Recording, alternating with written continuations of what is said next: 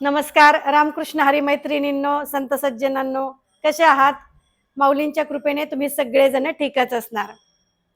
मैत्रिणींनो, आता श्रावण मास सुरू होतो आहे आणि अनेक जणांना काय करायला वाटते की शिवाची आराधना करण्याची इच्छा असते आणि त्या पद्धतीने प्रत्येक जण प्रयत्नही करत असतो. मग कुणी शिवाचं सोमवारचं व्रत करतं, कुणी शिवामुठीचं व्रत घेतं किंवा कुणी बिल्वपत्र वाहण्याचं व्रत घेतं.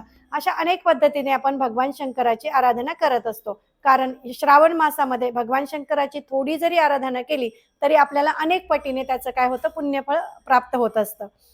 त्यासाठीच आपण काय करूयात, एक छोटीशी शिवाची मानसपूजा करूयात. कारण माझ्या मागच्या व्हिडिओला प्रतिक्रिया देताना, प्रतिसाद देताना आपल्यापैकी अनेक जणांनी असं विचारलं होतं की ताई, शिवमानसपूजेचा व्हिडिओ टाका.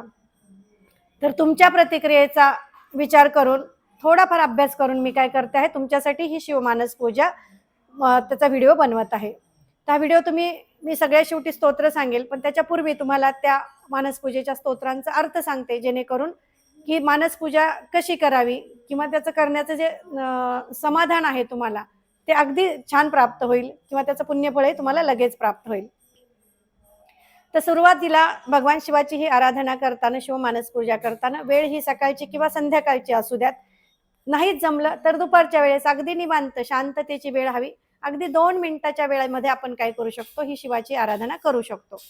आता ही शिवाची आराधना करण्यासाठी आपल्याला काय करायचं आहे, आपल्या मनानंच कुठलं कुठलं साहित्य आणायचं नाही, कुठली साधन संपत्ती आपल्याला लागणार नाहीये. फक्त डोळे शांत करायचे, म्हणजे डोळे बंद करून एका जागी शांत असं बसायचं आहे आणि डोळे बंद करून भगवंताचं जितकं सुंदर मंदिर तुम्हाला आपल्या हृदयामध्ये निर्माण करता येईल तशा पद्धतीने भगवंताचं छान रत्नजडित मंदिर तुम्हाला आपल्या हृदयामध्ये बनवायचं आहे. त्याच्यामध्ये रत्नजडित असं चौरंग आसन तुम्हाला निर्माण करायचंय भगवंतासाठी आणि भगवंताला आवाहन करायचं की भगवंता, तुम्ही येऊन ह्या माझ्या मंदिरातल्या, हृदय मंदिरातल्या रत्नजडित सिंहासनावरती आसनस्थ व्हा. त्याच्यानंतर तुम्हाला भगवंताला काय करायचंय, वेगवेगळ्या पवित्र नद्यांचं पाणी आणून स्नान घालायचं आहे. स्नानानंतर तुम्हाला भगवंताला वस्त्र भूषणे समर्पित करायची आहेत. छान असा भस्माचा, चंदनाचा टिळा लावायचा आहे. कस्तुरी, केशर सगळ्या गोष्टी तुम्हाला भगवंताला काय करायच्या, समर्पित करायच्या आहेत.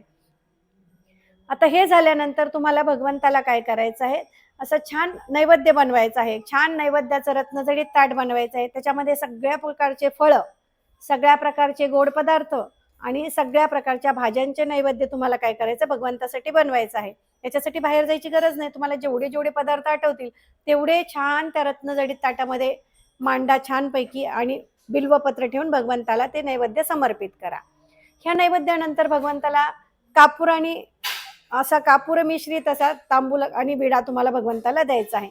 त्या विड्यानंतर आता भगवंताच्या डोक्यावरती छत्र धरायचं आहे, त्याला छान वारा घालायचा आहे भगवंताला आणि भगवंताच्या समोर वेगवेगळे वाद्य वाजवून तुम्हाला काय करायचं आहे, भगवंतासमोर नृत्य करायचं आहे, गायन करायचं आहे आणि भगवंताला प्रसन्न करायचं आहे.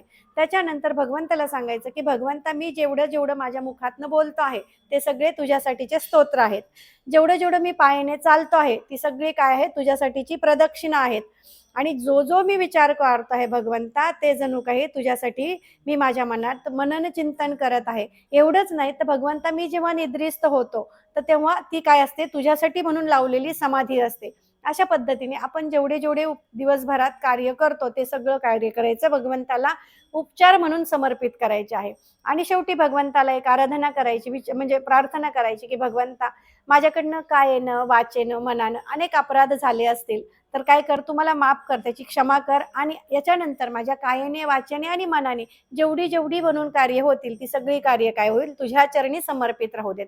म्हणजे आपल्याला कायेने, वाचेने भगवंताला शरण जायचं आहे, भगवंताची आराधना करायची आहे आणि अशा पद्धतीने सगळ्यात शेवटी भगवंताला म्हणायचं की भगवंता, तुझा जय जयकार असो.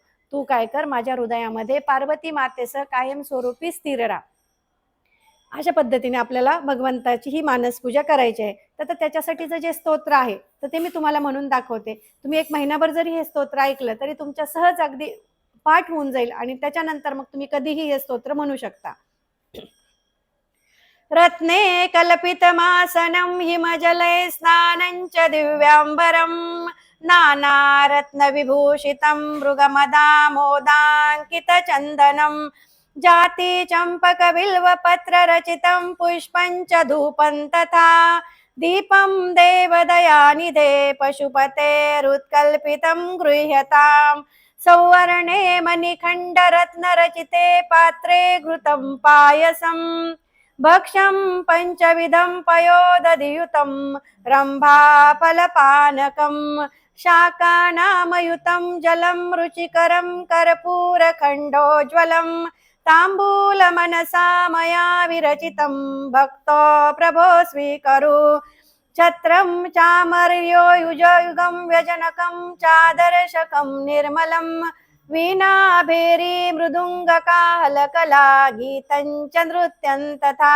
साष्टाङ्गः प्रणीता स्तुतिर्बहुर्विधा हो तत्समस्तमये संकल्पेन समर्पितं तव विभो पूजान् गृहान् प्रभो आत्मा तव गिरिजामति सहचरः प्राणानि शरीरं गृहे पूजा ते विषय भोग रचना निद्रा समाधि स्थितिः संचार प्रदयो प्रदक्षिणा विधि स्तोत्राणि सर्वा गिरो यद्यत् कर्म करोमि तदखिलं शम्भो तव राधनं करचरण कृत वा वाक् कायज्ज कर्मज्ज वा श्रवणनयन जवा मानसवापराधं विहितमविहितवा सर्वमेते तत्क्षमस्व मे जय जय करुणानब्धे श्री महादेव शंभो।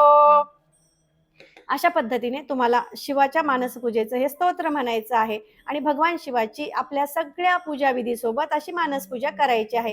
ह्याच्यामुळे काय होईल, ह्या मानसपूजेमुळे तुमची जी इच्छा असते ती पूर्ण होण्यासाठी भगवान शंकर तुम्हाला असा दिव्य प्रकारचा आशीर्वाद देतील आणि त्याची अनुभूती देखील तुम्ही लगेचच घेऊ शकाल आणि वेगवेगळ्या पद्धतीने तुम्हाला छान असा अनुभव ह्या मानसपूजेमुळे येऊ शकतो। तर मैत्रिणींनो, हा व्हिडिओ तुम्हाला कसा वाटला? आवडला असेल तर लाईक, सबस्क्राईब आणि शेअर देखील करा आणि हो, तुमच्या प्रतिक्रिया मला व्हिडिओच्या खाली कळवा, म्हणजे जेणेकरून मी तुमच्या प्रतिक्रियांना छान उत्तरही देऊ शकते किंवा त्याच्यानंतर काही सुधारणा करायच्या असतील तर त्याही करू शकते।